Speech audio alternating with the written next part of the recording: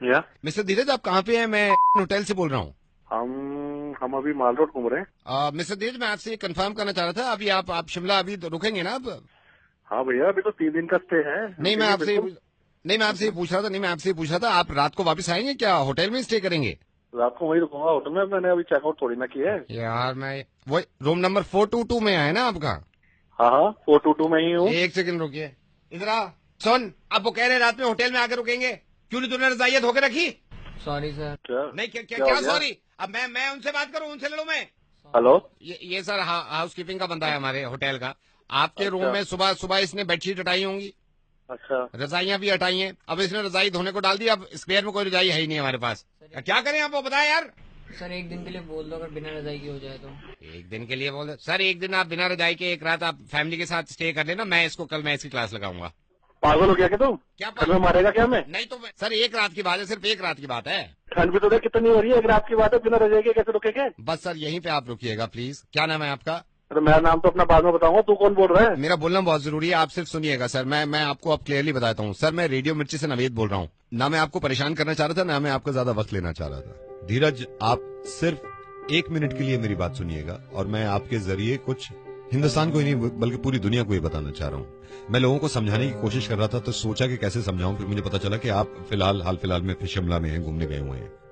शिमला के होटल के अंदर, जो कि रूम टेम्परेचर ज्यादा नहीं होता, वहां भी बिना रजाई के एक रात गुजार नहीं सकते हम। सोचिए जरा, एक रात के लिए अगर सोते हुए हमारे ऊपर से कोई लिहाफ खींच दे या रजाई हटा दे, तो कैसी बेचैनी से रात गुजरेगी। बौखला जाएंगे हम, पागल हो जाएंगे।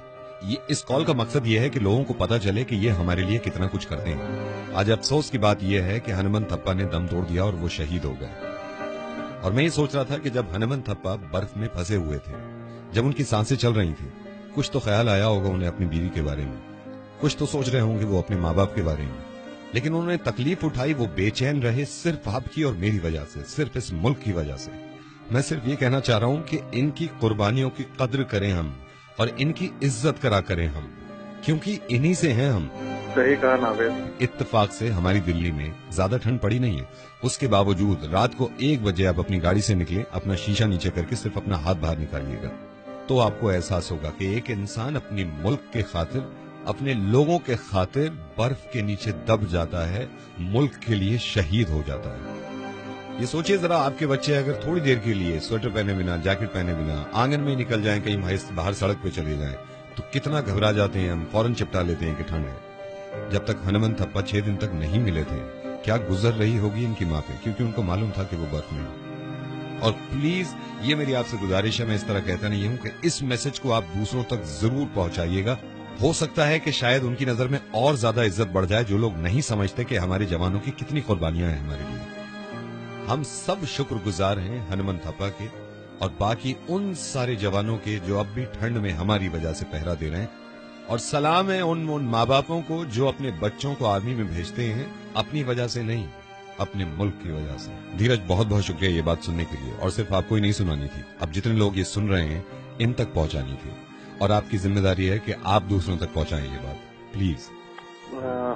मैं सलूट करता हूँ हनुमंत थप्पा को, जिसने हम लोगों की वजह से अपनी जान दे दी और शहीद हो गया, और उनके साथ उन बाकी सोल्जर्स को भी जो उनके शहीद हुए। और बात खत्म करने से पहले ये मैंने कहीं पढ़ा और आपको बताना चाहता हूं मैं, कि तेरी सलामी में वो बर्फ भी आज पिघल गई होगी, जिसकी लाख कोशिशों के बाद भी तूने हथियार नहीं डाले।